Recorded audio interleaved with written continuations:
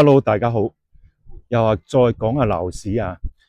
咁呢排咧就好多人討論樓市升定跌啦。咁我亦都提出咧，就如果政府賣多啲地，地產商投地咧，咁啊有一個咧呢個產貨品啊一個流程咧暢順咧，就係一個係升市嘅象徵嚟嘅。咁如果淨係去庫存咧，就好難講啦，係咪？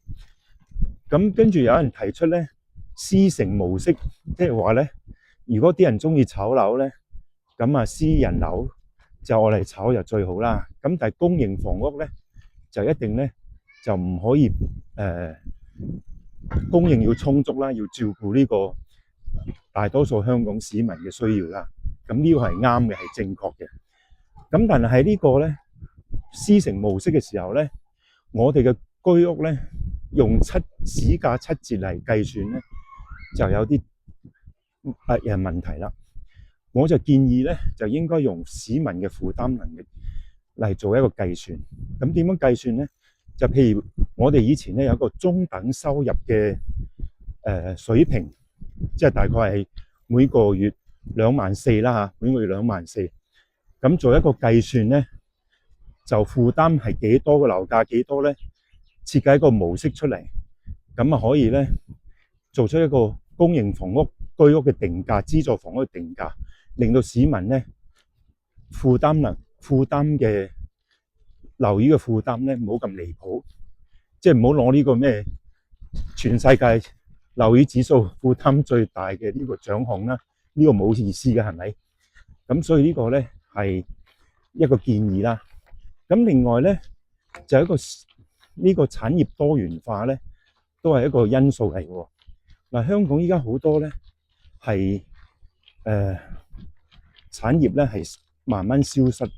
咁譬如舉個例，好多大型嘅飲食店咧，或者好多年嘅飲食店咧係執咗嘅。咁產業多元化咧係一個好重要嘅措施嚟嘅。我哋如果政府唔推動呢樣嘢嘅話咧，就好大鑊嘅。咁舉個例咧，早前有一個大財團咧喺香港買咗啲10幾廿間雜貨鋪啦，跟住喺灣仔咧又開個 shopping mall 啦。咁呢個咧係唔係產業多元化嘅？呢個其實係一個咧喺舊有嘅呢個行業裏邊咧，再整多劑咧競爭。咁實際上咧，當然最後消費者係有益，咁但係咧最後呢個如果經濟環境唔好話咧，呢個行業咧就會消失㗎啦。咁所以我覺得咧產業多元化咧，大家要做一個考慮咧，就係做咩嘅行業係會令到香港咧嗰個就業人數增加啦，咁啊出口去賺人哋嘅錢啦。咁呢個咧先至係叫做產業多元化。如果唔係喺一個內卷式嘅競爭咧，對香港係一啲幫助都冇嘅。你話係咪先？所以咧產業多元化咧可以促進呢個經濟發展，亦都可以令到我哋咧樓價咧有個承擔能力。呢個好緊要，大家咧不妨咧集思廣益去諗下點樣可以令到香港產業多元化。多謝大家，拜拜。